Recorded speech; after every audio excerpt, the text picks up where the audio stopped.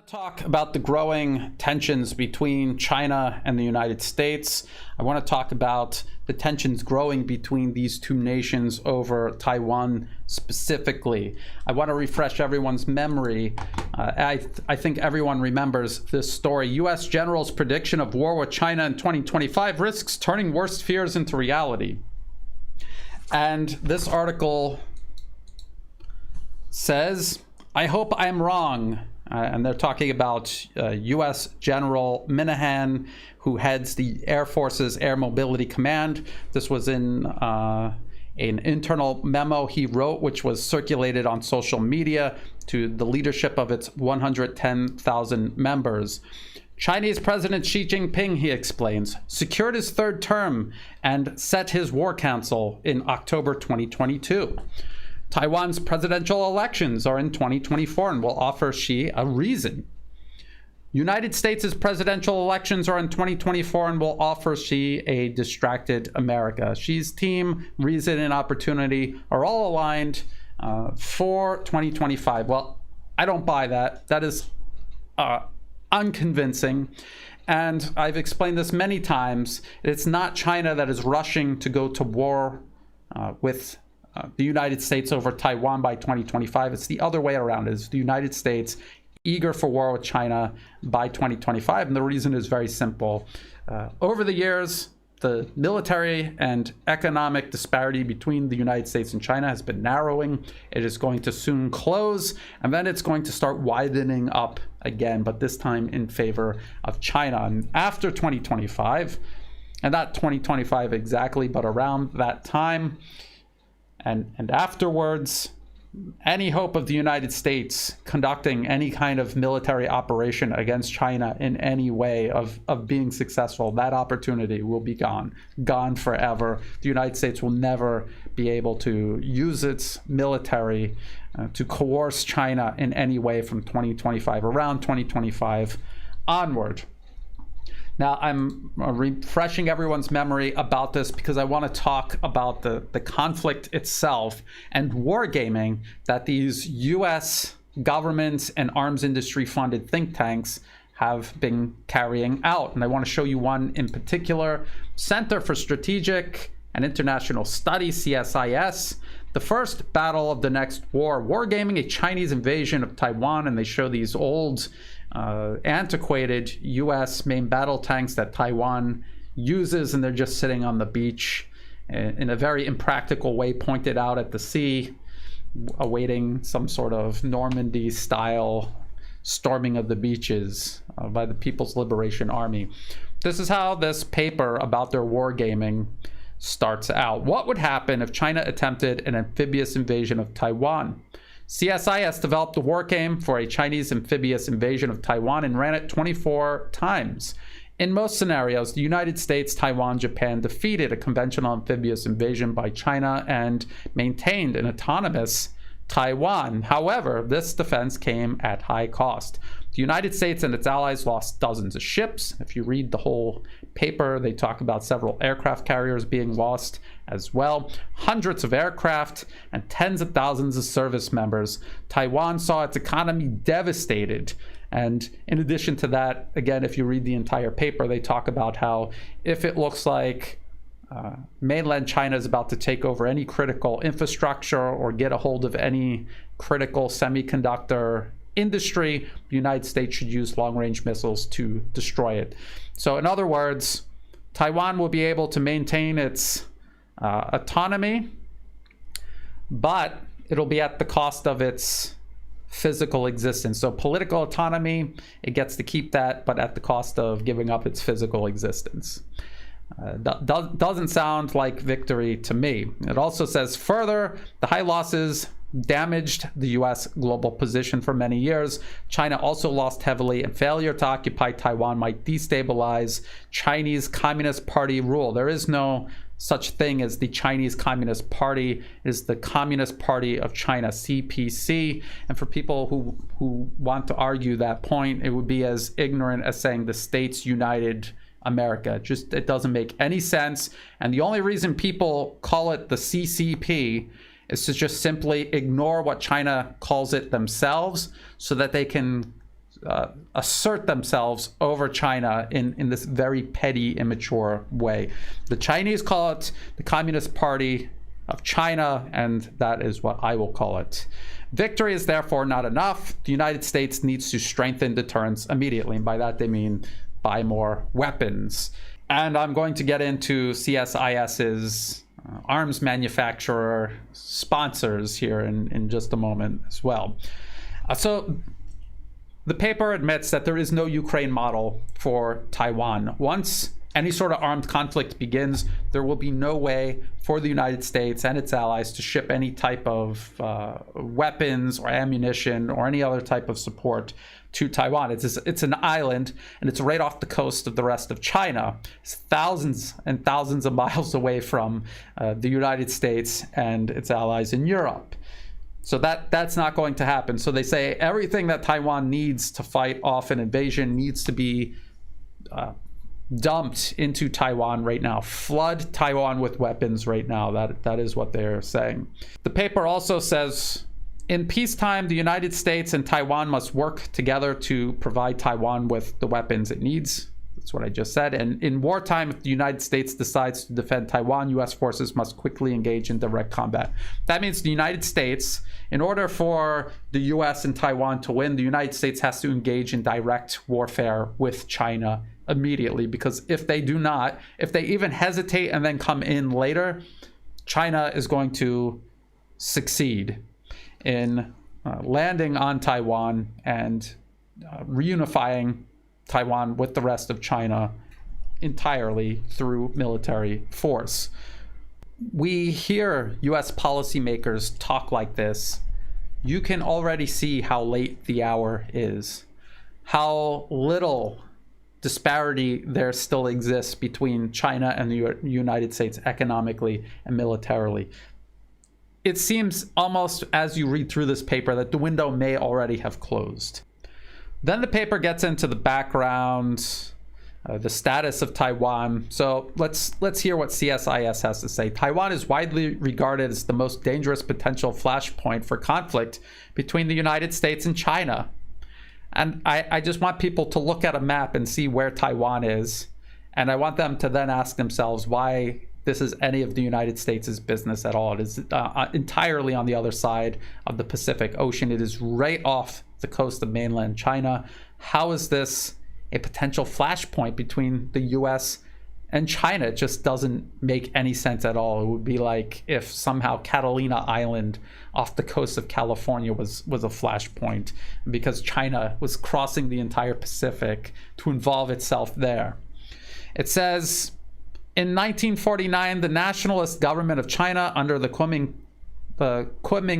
Party, or KMT, established an autonomous government on the island after being pushed off the mainland. The Chinese Communist Party, I'm going to refer to it as the Communist Party of China, CPC, thus regards Taiwan as a breakaway province with no legitimate claim to autonomy or independence, recognizing Beijing as the sole legitimate government of China and severing diplomatic relations with Taipei as a precondition for any country to establish diplomatic relations with China. And virtually every country on earth has actually done that. They have completely severed official diplomatic ties with Taipei. They recognize Beijing and the People's Republic of China there as the sole legitimate government of all of China, which includes Taiwan. That is the one China policy. And I just want to point out, and I do this in every video, but it needs to be done over and over again, the US State Department's own official website under US relations with Taiwan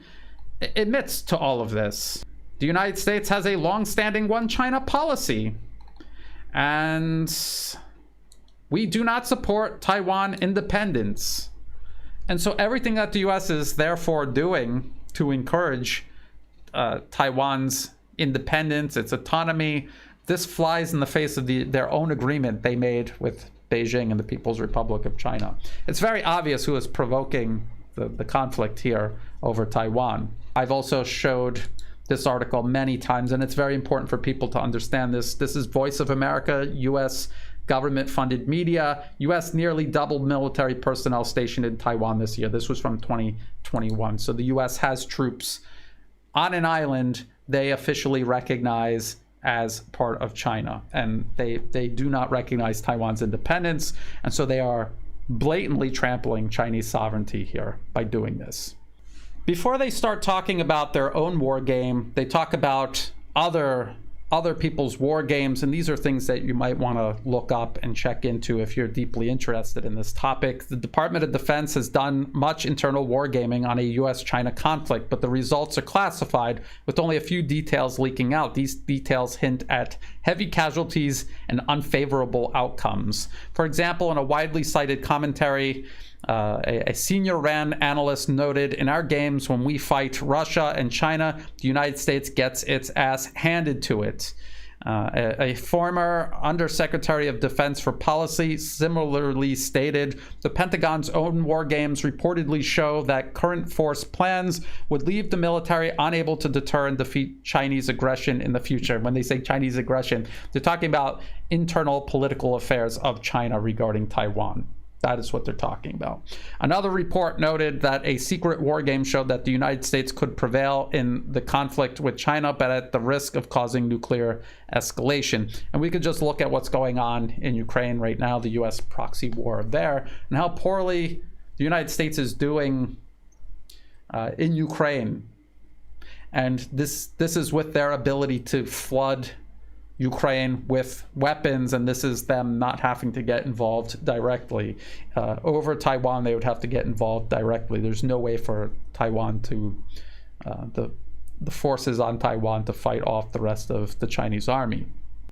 Then toward the end of the report, they try to make, and I would say a very unconvincing argument, that their outcome, their war game and the outcome to their war game is much more realistic than the Pentagon's war games that say there is no chance for the United States to win in a direct armed conflict with China.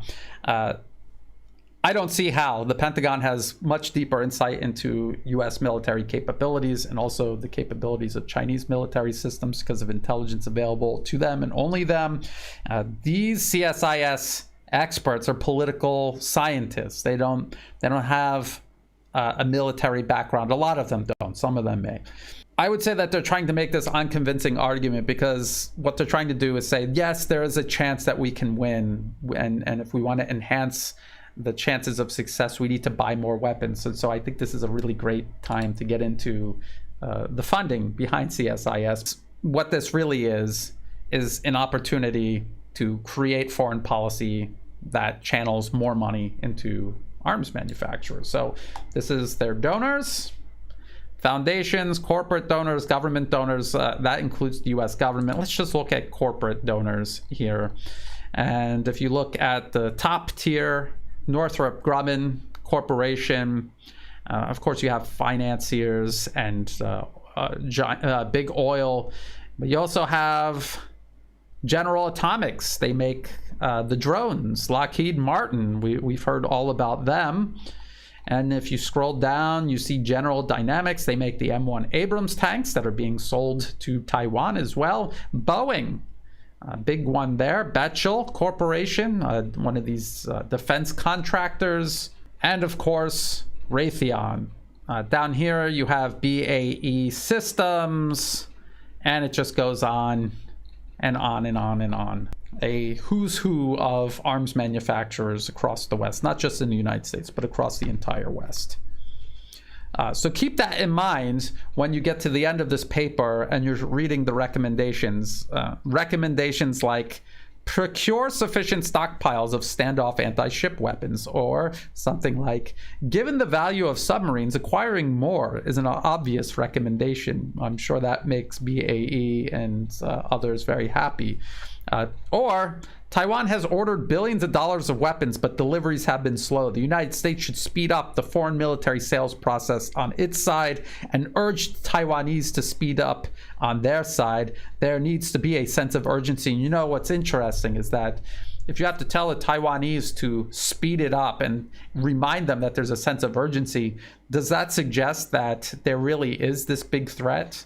That everyone is aware of this and that this is something that is really at the center of Taiwan's attention? Or is this, just as it is with Ukraine, just a proxy war the US is going to push the people on Taiwan into against their will. Now, something else to point out is the report admits it's only focusing on a Chinese amphibious landing on the island of Taiwan. It talks about how alternatively China could just put up a blockade, block air and sea traffic to and from Taiwan, and they could also carry out a extensive barrage, a missile and drone barrage on Taiwan, similar to what Russia is doing with its cruise missiles in Ukraine. They could dismantle a huge amount of military infrastructure doing that and leave the island virtually defenseless. They also have images, maps, and different types of graphics in this report, and one of them is this map, and this represents one of the maps they used while wargaming. And if you look at South Korea and Japan and Okinawa, and now with the basing agreement signed between the US and the Philippines, the US has its military surrounding, from the south to the north, surrounding Taiwan and its surrounding areas. And so when we're trying to convince people that China is the aggressor here, when the United States has traveled across the entire Pacific away from its own shores to place its military all around China, it really makes it difficult to portray China as the aggressors, but this is what they're doing anyway. And just to prove that this is about the United States interfering in China's internal political affairs and that it's not China threatening the United States, this is what the CSIS paper says about a potential threat to the US homeland from China. It says, Chinese strikes against the United States because the United States will be striking the Chinese homeland as part of this war that they've got all war gamed out.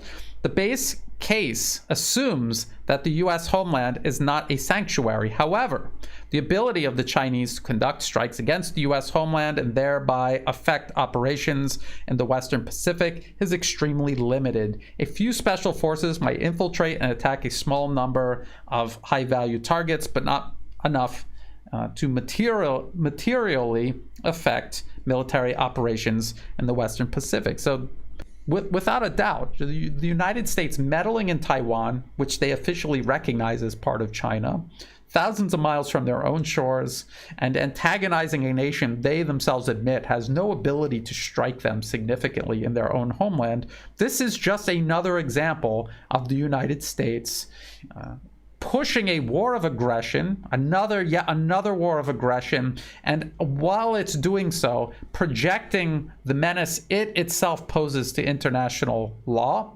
projecting it onto the target of their aggression, and in this case, China. Then the paper starts talking about the actual fighting, and they talk about the process of detecting enemy units, deploying appropriate weapon systems, and using them to destroy targets. And they talk about a lot of how the fighting is going to take place out at sea, in the air and at sea. And they talk about these issues that if you're out in a wide open space, like out at sea, how the curvature of the Earth limits what, say, a ship's radar can see. It can only see to a certain extent. And then after that, targets are hiding over the horizon. And so this can mean a ship will only be able to see incoming missiles coming from about as close as 20 kilometers, somewhere around there. That's why you have these aircrafts, these early warning aircraft. They fly up much higher, and so they're able to see further over the horizon with their radars. And whichever side is going to be able to coordinate all of these different units, create a better sense of situational awareness, and successfully and efficiently mobilize the right units, the right munitions upon detecting the enemy and getting those munitions on target. Whoever's able to consistently do that the best, and whoever has the most of these munitions, then they are going to be the ones that come out on top in that type of fighting. And then speaking of that, it talks about Chinese and US military capabilities. It compares them. And it talks about how in many cases Chinese military capabilities are comparable to the United States, and in some ways China has a definite advantage. So this is what the paper says. China's A2AD, this is anti-access area denial capabilities, are now formidable. China's sizable and sophisticated force of ballistic and cruise missiles challenges the US's ability to operate from its few air bases in the Western Pacific, and China's development of anti-ship ballistic missiles threatens to destroy U.S. surface ships. China began launching series production of fourth-generation fighter aircraft in the 2000s and now has more than 1,000 such aircraft in service. Service production of large modern warships did not begin until the mid-2010s, but progress since then has been even more striking. Between 2014 and mid-2020, China launched 25 Luoyang 3 Type 52D destroyers and 8 Renhai cruisers. It is currently building its third aircraft carrier, which at 80,000 tons will be much larger than its first two. And then referring to air-to-air missiles, which is also going to be extremely important in this type of warfare. It says, balancing the United States' superiority in doctrine and training are the advantages brought by China's long-range air-to-air missiles and geographic advantage. Obviously, when you're picking a fight thousands of miles from your own shores, you are granting the nation you are picking on the advantage, the home field advantage, so to speak. The Chinese PL-15 air-to-air missile outranges most Air Force Advanced Medium-Range Air-to-Air Missiles, AMRAAM, variants, meaning that the Chinese will often get the first shot in combat beyond visual range. And a lot in modern warfare is determined by who detects who first and who fires the first accurate shot. And that, as you're reading the scenario as it unfolds, a lot of the U.S. Achieving victory is the United States wiping out the amphibious landing forces. And they admit to the limitations of U.S. military power to say their warplanes to fly anywhere near or over the mainland. They talk about U.S. submarines and U.S. anti-ship missiles doing the bulk of taking out these amphibious landing forces, but they admit that a very large number of Chinese soldiers will still reach Taiwan no matter what the U.S. does. But the paper concludes that in order for Washington to get a favorable outcome in this fighting, Taiwan must resist. So Taiwan itself has to make the decision that it's going to fight the rest of China.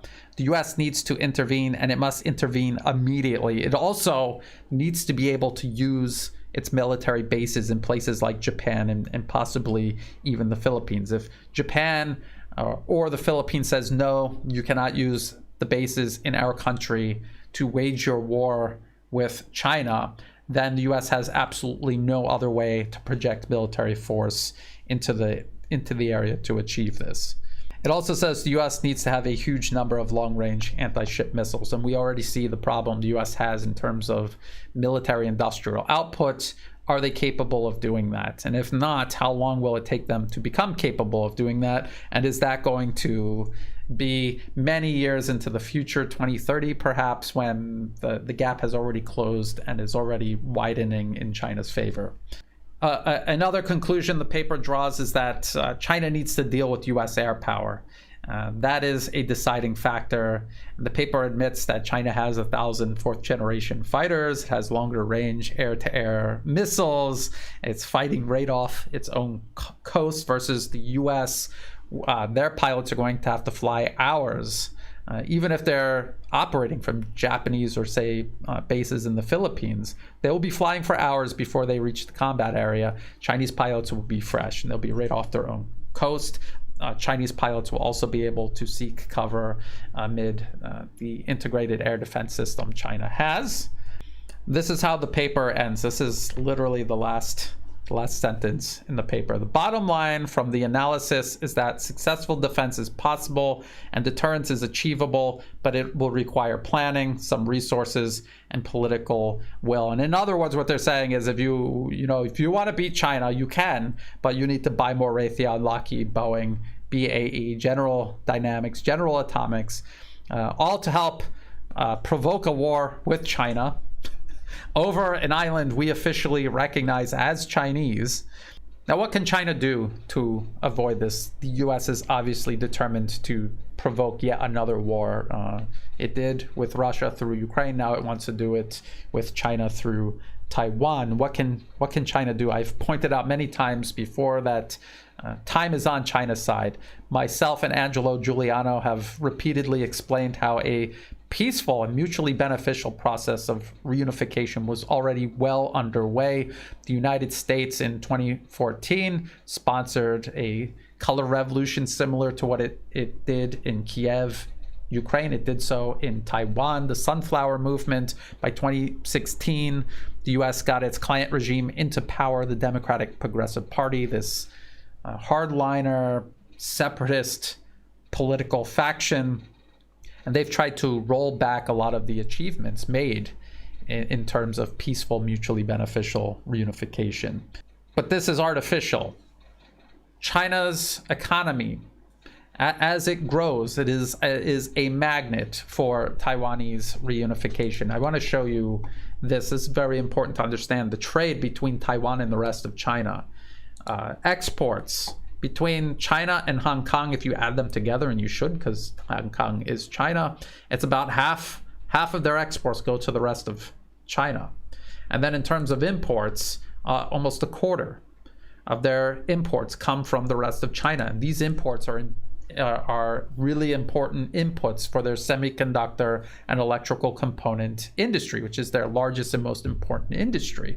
So that in itself, if China continues investing in that and leveraging that to encourage peaceful and mutually beneficial reunification, I believe that is going to outlast this artificial political project the US is working on through the Democratic Progressive Party. I think China also needs to do everything within its power to avoid US provocations.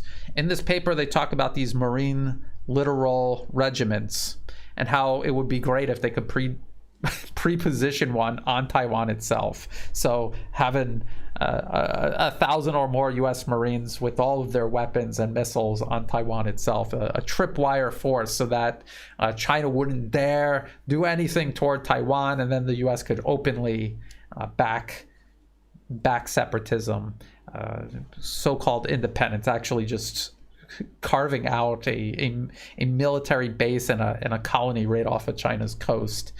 This is their wildest dream. But even if they did that, because of the fact that China continues to grow economically and militarily, and the US continues to fade and exhaust itself, in 5 to 10 years, we still may see a scenario where even with the US putting one of these tripwire forces on Taiwan, it could be swept away by China, and there would be nothing the United States could do in response. It'll just be a different world where the US is not going to be able to get away with this. Ultimately, China has to avoid war. Asia has to avoid war. We see the Philippines being approached by the United States to place military bases there. Let's look at their trade. Who's their largest trade partner? By far, China. Imports and exports also. Between China and Hong Kong, again, a huge percentage of their exports go to China. What about Japan? You know, we hear a lot about Japan being,